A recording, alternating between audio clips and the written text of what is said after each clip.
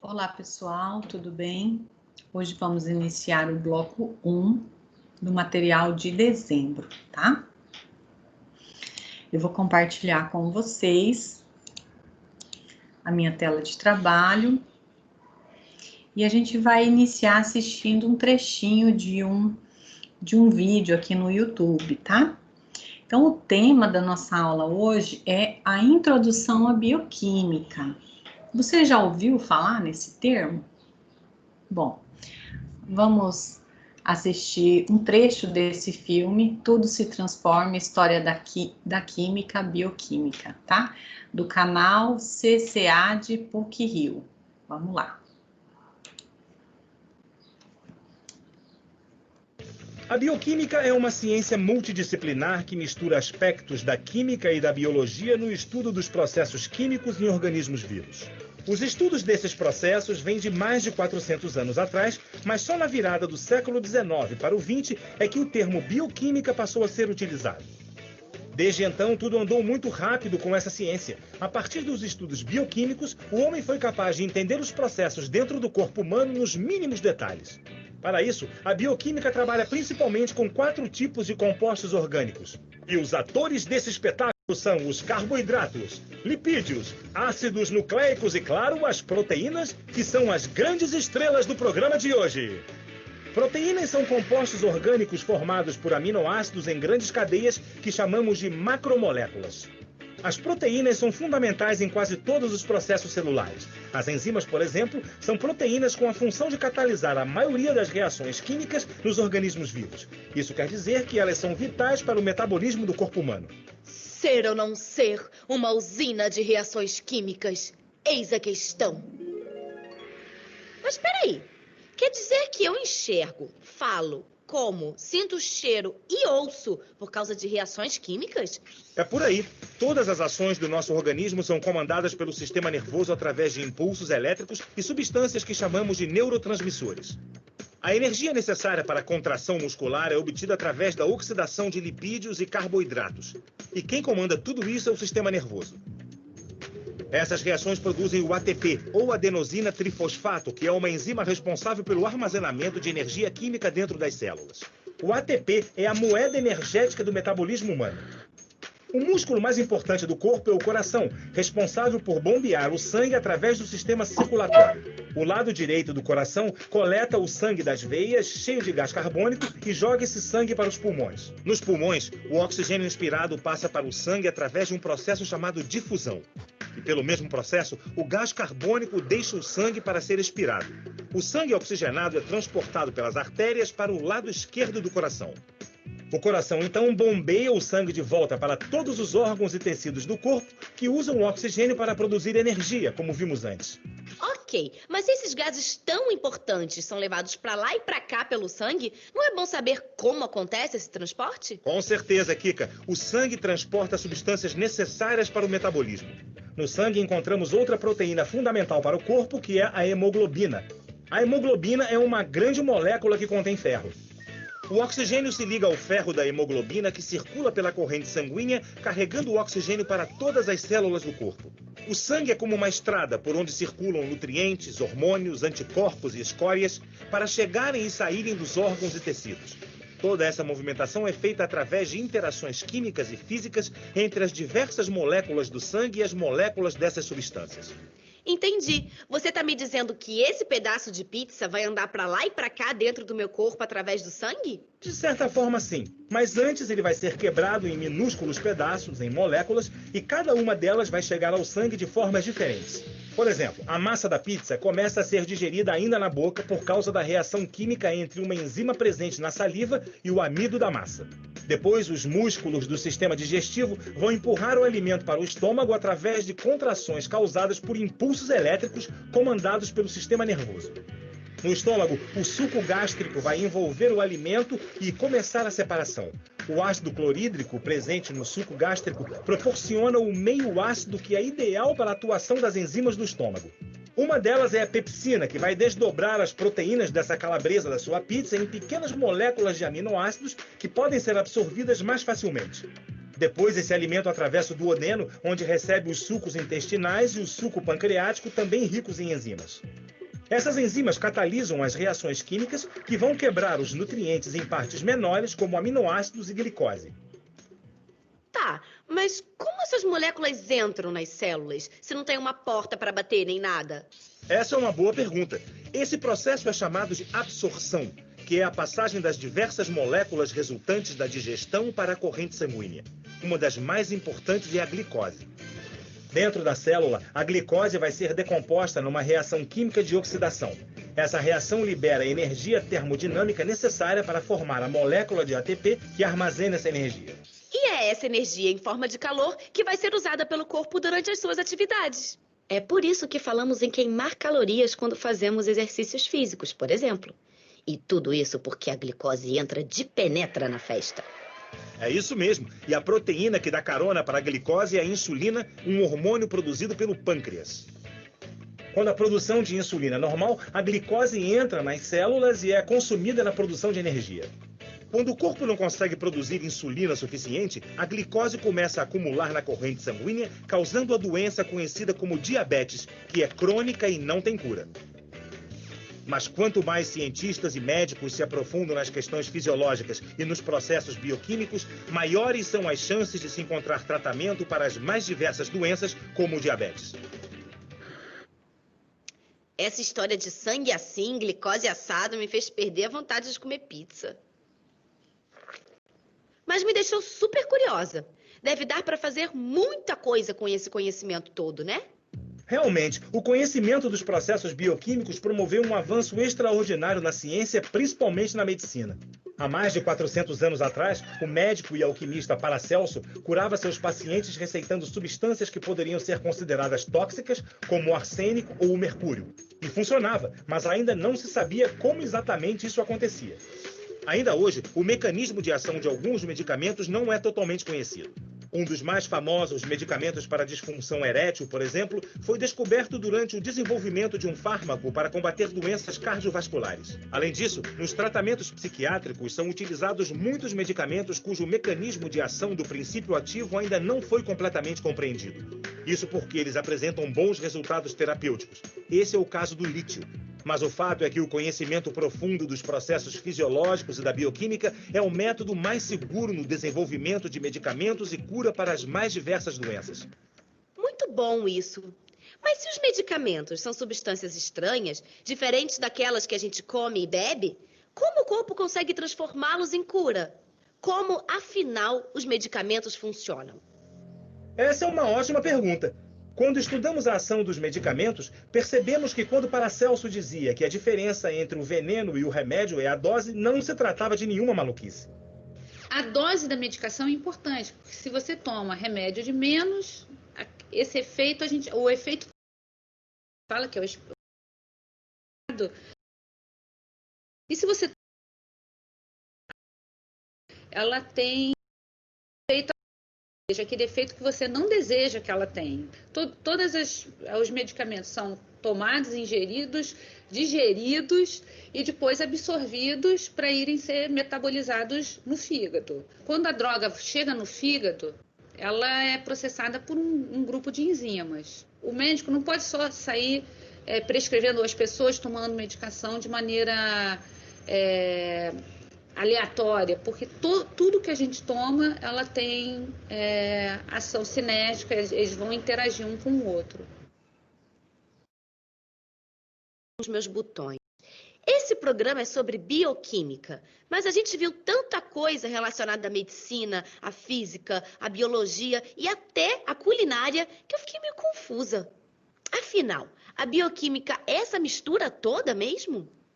Realmente, a bioquímica é uma ciência que faz fronteira com muitas outras. O corpo humano é um organismo complexo que pode ser examinado e compreendido de diferentes maneiras que podem se justapor. Então, quando falamos que a bioquímica se mistura à biofísica, à biologia, à medicina e até à culinária, é porque todas elas são partes de um mesmo todo, que é o estudo dos seres vivos em detalhes. E a gente não deve esquecer que o todo é sempre mais do que a soma das partes.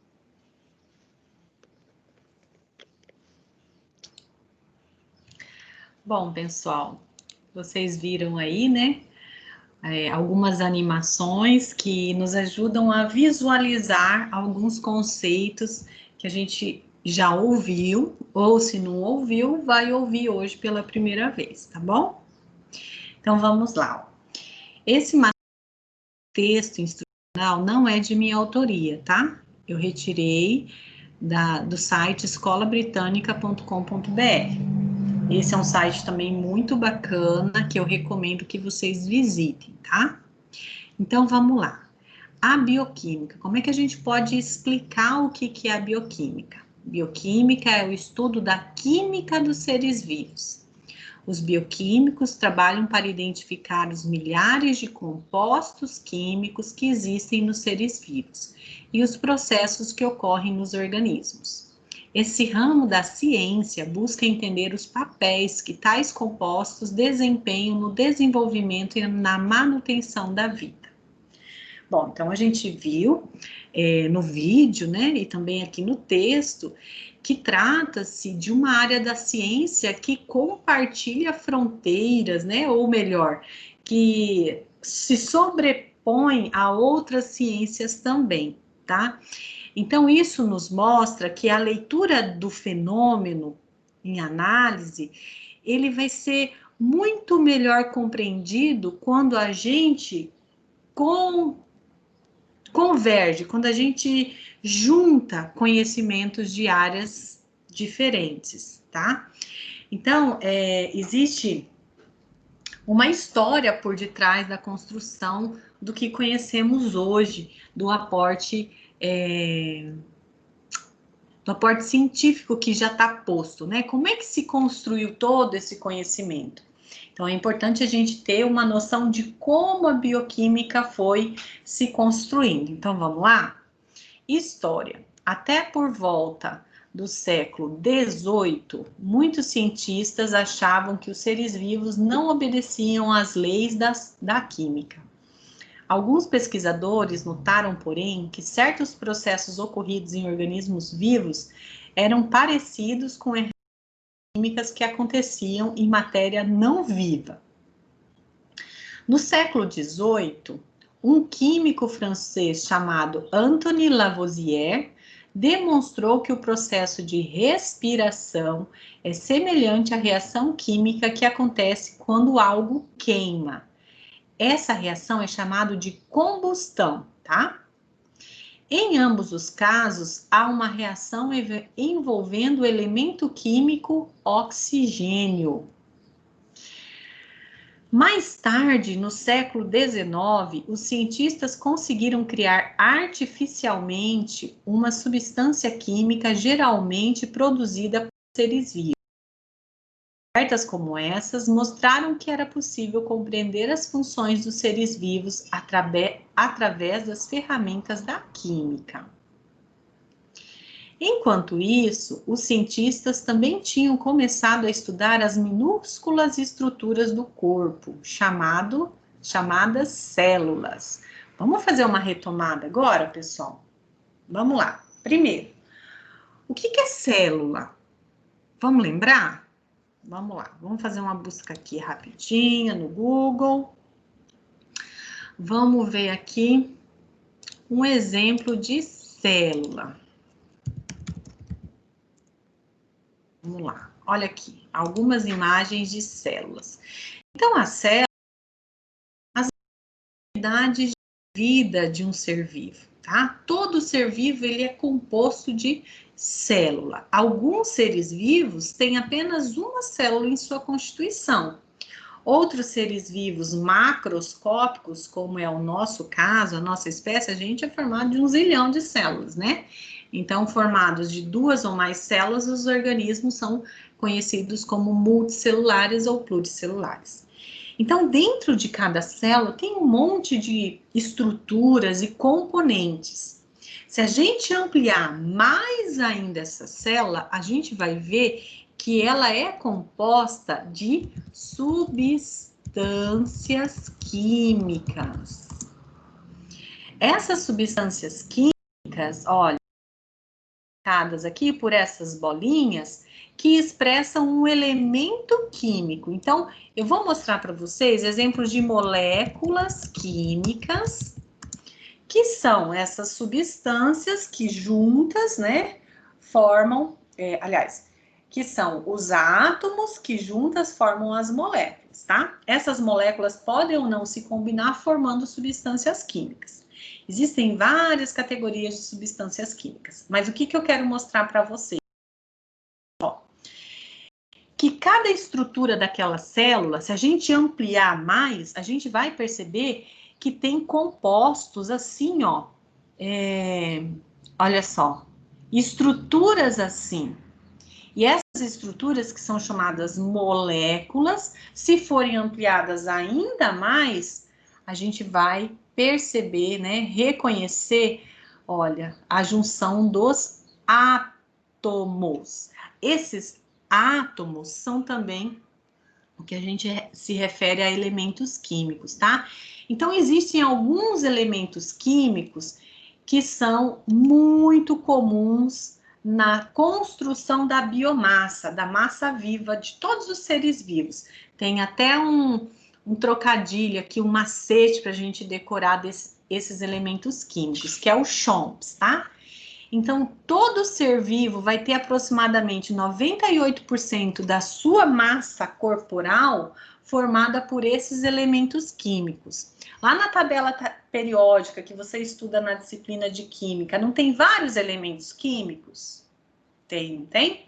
Bom, esses 6 elementos químicos aqui, que estão lá naquela tabela periódica, são os elementos químicos que a gente encontra em todos os seres vivos, tá? Então, a gente vê lá, carbono, que é simbolizado, qual que é o símbolo? Pela letra C maiúsculo, tá? Hidrogênio, H, oxigênio, O, nitrogênio, N, fósforo, P, enxofre, S. A professora até nitrogênio estava fácil, porque era sempre a primeira letra, né? Primeira letra maiúscula é o símbolo atômico. Mas aí você vem com fósforo, que é com P, e enxofre, que é com S. Por quê? Bom, vou explicar. Porque em latim, fósforo é com pH. Sabe aquele pH de antigamente que estava escrito lá nas farmácias? Farmácias? Então. E no caso do enxofre, é sulfur, tá? Então, por isso que alguns símbolos não bate muito com a primeira letra, tá? Porque no latim a grafia é diferente.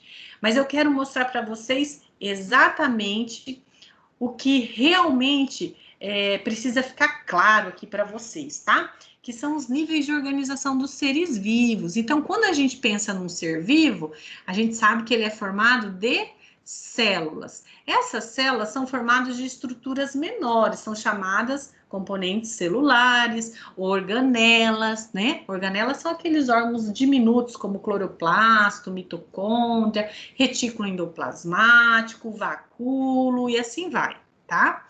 Bom, cada uma dessas estruturas, que já são muito microscópicas, se a gente ampliar a imagem, a gente vai perceber que são formadas de moléculas químicas.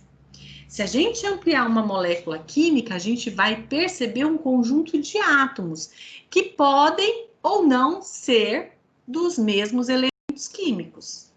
Por exemplo, a água, vou até escrever a água aqui, ó, H2O. A água, opa, sempre maiúsculo, tá? A água, H2O, é formada, ó, pelo elemento químico H. O que é o H mesmo, gente? H é hidrogênio. E pelo elemento químico O. O que é o O? É o oxigênio. Essa fórmula química aqui é uma representação de como é essa molécula. Então, essa molécula de água, ela é formada por 2 átomos, 2 bolinhas, tá? 2 átomos de hidrogênio e 1 átomo de oxigênio. Quando não tem nenhum número do lado aqui da letra, significa que é 1 átomo, tá? Se a gente pegar um átomo e olhar ele mais de perto, a gente vai ver partículas atômicas, né? Ou subatômicas. Quanto mais a gente amplia, a gente vai ver, tá? Então, a gente vai ter nêutrons, prótons e elétrons. Mas a gente não vai chegar tão profundo hoje, tá? A gente vai parar em átomos, ok? Então, vamos lá. Continuando a leitura da nossa apostila, ó. No século XIX, descobriu-se que as células são a unidade básica de todos os seres vivos e que a maioria delas é composta pelas mesmas partes. Ao estudar o funcionamento das células, os pesquisadores concluíram que todas elas passam por certas reações químicas essenciais. Como resultado, a biologia e a química começaram a se sobrepor e a bioquímica surgiu como um novo campo de estudo. Bom, deixa eu apagar aqui a água. Agora a gente vai analisar esse mapinha aqui, ó, esse mapa mental ou esquemático, como você quiser explicar, tá? Bom, então, se a gente for analisar a bioquímica da vida, a gente vai perceber o quê? Que a composição química de 99,99% dos seres vivos é formada pela combinação dos 6 elementos químicos que eu falei para vocês agora há pouco. A sensação do momento, a banda mais famosa de toda a vida, Chomps, né? Brincadeiras à parte, mas lembra de tomar um Chomps? Vamos tomar um Chomps? Bom, mas esses elementos, eles se agrupam de maneira diferente. Olha que interessante. Esses componentes, esses elementos químicos podem formar compostos inorgânicos e compostos orgânicos, tá bom? Então, vocês viram aí que tá dividido. Quem são os compostos orgânicos? São carboidratos, aminoácidos, proteínas, lipídios e vitaminas. E quem são os componentes inorgânicos? São água e sais minerais. Então, tem um macete aí, né? Uma dica para vocês lembrarem. Eita, pega! Vocês viram a babada que eu dei aqui? Desculpa. Ainda bem que a gente não tá em sala, hein, gente? Senão, coitado do pessoal ali da primeira fila. Ô, Senhor! Mas tá, foco aqui, gente, foca. Vamos lá. Os componentes inorgânicos, eles não têm o elemento carbono em sua constituição, tá? Já os componentes orgânicos, eles têm. E eles formam o quê? A biomassa, a massa viva dos seres vivos, tá? Então, vamos lá. Água, olha lá, a fórmula química da água. Eu acabei de falar dela, né? A famosa H2O, tá? Então, essa é a fórmula química da água. Vamos ver aqui outros sais, agora os sais minerais. Vamos ver os sais minerais. A gente tem cálcio, aqui entre parênteses, ó, a gente mostra, deixa eu ampliar, a gente mostra o símbolo, tá? Cálcio, Ca, fósforo, P, potássio, K, enxofre, S, sódio, Na, magnésio, Mg, ferro, Fe, cobre, Cu, viu, gente? Não é do outro jeito que fala, não. Zinco, Zn, selênio, Se, cromo, Cr, tá? Então, o que esses sais minerais, eles são? Como é que eles atuam? Bom, vamos lá, ó. Sais minerais são substâncias inorgânicas compostas por cátions e ânions. Não são produzidas pelos seres vivos, devem ser obtidas pela alimentação. Os sais minerais atuam em reações enzimáticas, controle osmótico, composição dos ossos e de moléculas orgânicas, tá? Agora a gente vai ver mais sobre os compostos orgânicos. Vamos começar a falar sobre... eu não sei como é que eu chamo ele, se é queridinho ou se é o vilão, porque são os carboidratos, né? Se a gente sabe comer bem carboidratos, e não só carboidratos, mas também ter uma dieta saudável, a gente fica com ele numa taxa ok, numa taxa boa, né? Numa taxa assim, joia, que não fica reservada, armazenada na nossa hipoderme, né? Que é aquele tecido adiposo aqui, né? Que, enfim, nos enche de curvas. Bom, os carboidratos também são chamados de açúcares, tá?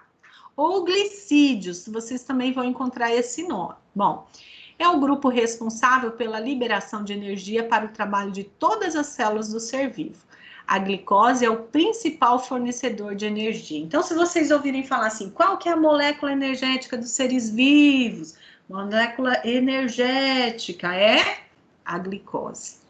Então, tudo que você come se converte em glicose. Essa glicose chega até a cada uma das suas células e vai ser oxidada, né? Vai ser respirada, vai ser oxidada, vai ser reduzida e vai transformar a energia química em energia térmica na forma do ATP. A gente não precisa entender detalhadamente todos esses processos, nem decorar esses nomes. É só importante que a gente entenda os processos de transformação.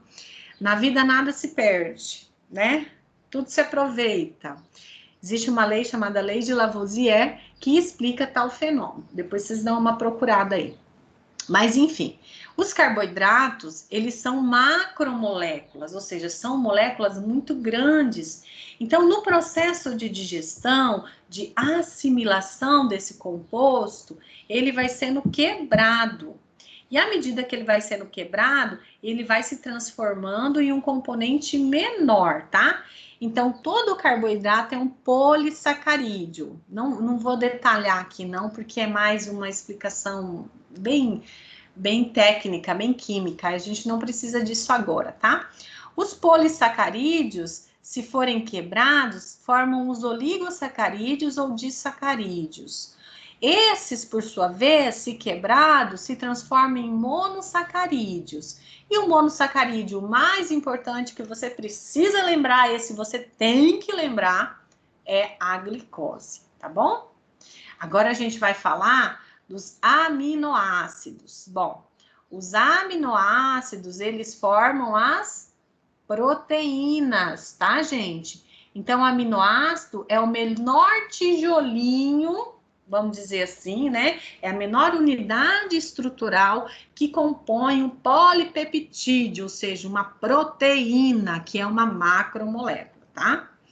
E os lipídios? Bom, os lipídios, eles são super importantes, tanto na reserva energética, quanto também na estrutura dos componentes celulares, tá? Então, olha, os lipídios, proteínas, são super importantes na estrutura, também na defesa do nosso corpo e também, né, gente, na hora de funcionar como enzima, porque as proteínas, elas atuam como tesouras bioquímicas, são elas que vão ajudar a cortar alguns nutrientes. Exemplo de enzima que muita gente deve conhecer, a lactase. Use Lactday, quem nunca ouviu falar? Se você comer alguma coisa com lactose, com leite, basta você tomar o Lactday, que tem a enzima lactose, e você vai ficar bem, né? Então, assim, tudo que termina em ase é enzima, tá? Então, a lactase quebra a proteína, que é gigante, chamada lactose, que é a proteína do leite, tá? Bom, os lipídios, né, são constituintes das membranas da célula, então ajuda a formar a membrana plasmática juntamente com as proteínas, tá? Também funcionam como importante reserva energética, e aí a gente sabe que a gente tem camadas e camadas de lipídios, né? Ainda bem, porque também eles funcionam como uma capa, vamos dizer assim. Uma capa que te impede de se fraturar, de se quebrar numa situação de choque mecânico, né? Mas tudo que é demais faz mal. Então, um acúmulo de gordura no corpo, de lipídios no corpo, de tecido adiposo no corpo, vai transformar aquela região uma região inflamada de maneira crônica. Então, é péssimo para o nosso corpo, é péssimo para a nossa saúde. Por isso, eu e você vamos nos cuidar mais, hein? Tá. E os lipídios também são super importantes na regulação hormonal. Por quê? Porque eles ajudam a compor hormônios. Essa é uma informação que poucas pessoas se lembram, né? E aí, o último componente orgânico são as vitaminas. Elas são substâncias orgânicas muito importantes para os seres humanos, geralmente não são fabricadas pelo organismo humano, precisam ser obtidas através da alimentação. E aí a gente tem divisões, né? As hidrossolúveis, solúveis em água, então essas a gente precisa estar consumindo todo dia, porque todo o excesso vai ser expelido pela urina. Então, não adianta você pensar assim, de vitamina D, eu vou comer cenoura, que tem muita vitamina D, e tem também bastante vitamina A, eu vou comer, uma vez na semana eu vou fazer só cenoura e vou comer. Porque daí eu não preciso comer o resto da semana. Não é assim que o nosso corpo funciona, né? Então, a gente precisa comer um pouquinho de cada coisa todo dia, tá? As lipossolúveis são solúveis em lipídios, olha aí. E aí, essas aqui, elas se acumulam justamente onde? Onde a gente tem nossa reserva energética, né? No nosso tecido adiposo, tá? Então, a falta dessas vitaminas é ruim. Inclusive, eu dei o exemplo errado, né? A vitamina A e a vitamina D são vitaminas lipossolúveis. Me desculpa, tá? Eu não me atentei a esse caso. Vamos falar da vitamina C. Então, no exemplo lá das hidrossolúveis, tá? Você chupar um monte de laranja uma vez a semana e achar que tá abafando. Não é assim que funciona, tá? As lipossolúveis, elas ficam armazenadas no corpo. Na onde? Na nossa reserva energética. Então, você não precisa consumir todos os dias. Mas é importante você entender que tanto a falta da vitamina quanto o excesso da vitamina faz mal. Então, o segredo é a gente manter uma alimentação bem colorida e bem diversa. Comer de tudo um pouquinho, tá? Agora a gente vai continuar a leitura aqui. Vamos lá. As reações bioquímicas são responsáveis pelos processos físicos de todos os seres vivos, desde plantas e animais e até vírus. Por que até vírus? Porque para a maioria dos biólogos, os vírus não são seres vivos. Por quê? Porque não tem uma constituição celular, ele não é formado por célula. A maioria dos vírus são formados de proteína e algum tipo de ácido nucleico, ou DNA ou RNA, tá? Bom, elas controlam funções como nutrição, digestão e reprodução. Olha como são importantes, então, as reações bioquímicas.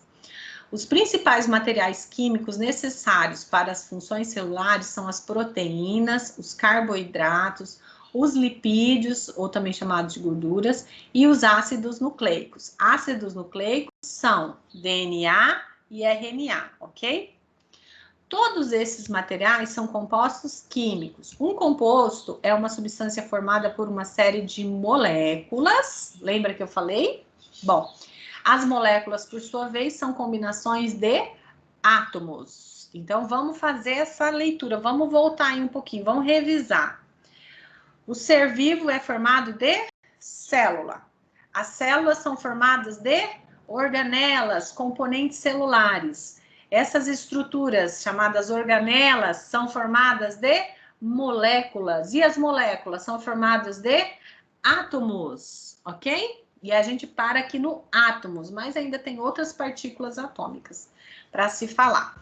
Bom, as proteínas atuam de muitas formas. Algumas, como colágeno, gente, estou precisando. Não, mentira. Mentira, porque essa aqui é a minha cara e daqui só vai piorando, né, gente? Aceita que dói menos, que essa é a minha filosofia de vida. Continuando, algumas, como colágeno, ajudam a estruturar as células e dar a firmeza do tecido, né?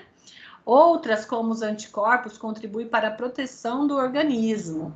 Os anticorpos são produzidos pelo sistema imunológico em reação a doenças. Proteínas chamadas enzimas comandam as reações envolvidas na manutenção do tecido vivo. Todas as proteínas são formadas a partir de aproximadamente 24 moléculas simples chamadas aminoácidos, ok? Ok. Agora vamos falar dos carboidratos. Os carboidratos incluem substâncias como açúcares, amido e celulose. Na maioria dos animais, eles são uma fonte imediata de energia rápida.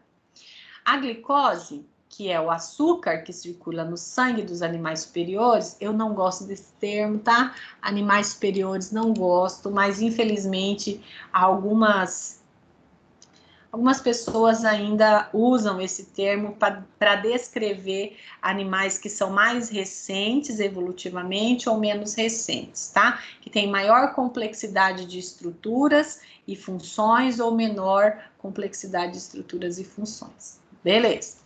É absorvida pelas células. Lá, a glicose, né, ela participa de reações que fornecem energia para as atividades celulares. Bom, lembrando, então, que carboidratos são os açúcares, também são chamados de glicídios. Agora vamos falar de lipídios, que são as gorduras, tá? Ácidos graxos. Consistem em uma reserva potencial de energia celular e são decompostos quando necessário. Eles também são componentes importantes da membrana celular, que é a parede da célula. Agora vamos falar dos ácidos nucleicos. São compostos grandes e complexos. Complexos quer dizer que tem muitos elementos que os formam, tá? Que estão presentes na célula de todos os organismos, todos. Os ácidos ribonucleicos, RNA, ajudam a gerar proteínas. Os ácidos desoxirribonucleicos, o DNA, transmitem informações de uma geração à próxima durante o processo de reprodução. Assim como as proteínas, os ácidos nucleicos são em grande parte formados por poucas moléculas simples, organizadas em sequências especiais. No caso dos RNA e DNA, que são os ácidos nucleicos, o menor componente são os nucleotídeos, tá? Nucleotídeos.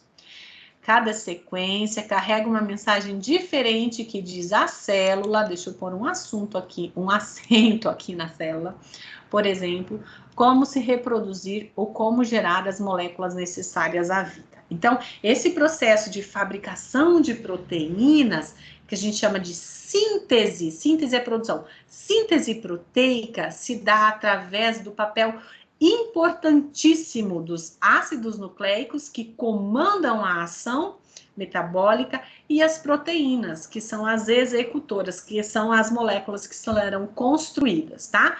Então, quem dá o comando para a construção de proteína? DNA. E quem é que executa a construção da proteína? O RNA, ok? Beleza?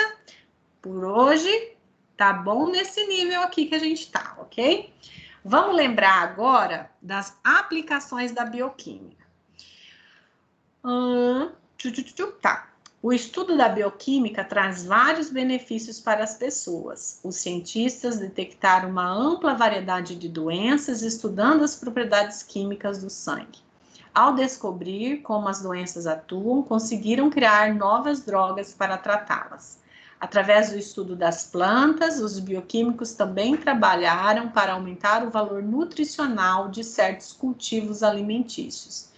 Isso também juntando conhecimentos da engenharia genética, tá? Então, percebam, né? Existe um universo inteirinho que está longe dos nossos olhos. Esse mundo microscópico nos ajuda a compreender os processos macroscópicos, né? Então, não é porque é pequenininho que não é importante. O pequenininho, entendendo bem toda essa dinâmica, todo o metabolismo, ou seja, o conjunto de reações químicas que acontecem no indivíduo, a gente é capaz de solucionar vários problemas de saúde. Ok, pessoal? Então, tá bom. Ó, eu quero mostrar para vocês os vídeos que eu coloquei lá no nosso grupo do WhatsApp, tá? Então, esse aqui, ó, Bioquímica, a visão geral, do canal Estude. Esse canal é bem divertido, sugiro que vocês se inscrevam lá, curtam os vídeos, tem vídeos de todas as matérias, tá? Esse vídeo aqui, ele é bem resumidinho, ó, 5 minutinhos só, e vai dar uma visão bem rápida do assunto, tá? Aí nós temos vários vídeos aqui do professor Paulo Jubilu, do canal Aula D. Esse aqui é bem antigo, esses vídeos deles, né? Hoje ele tem o próprio canal dele, né? Mas são vídeos, assim, muito bons. Ele é um cara muito bom também, tá? Então, aqui você vê cada vídeo desse explicando um dos componentes, tá? Aí você vai ver, ó, água, proteínas, carboidratos, sais minerais, lipídios e vitaminas. Beleza? Então, não deixe de assistir, de se aprofundar. Todo conhecimento, ele é bom, né? Se a gente souber usá-lo para o bem. Pessoal, olha, um beijo para vocês, fiquem com Deus e até a próxima aula. Tchau!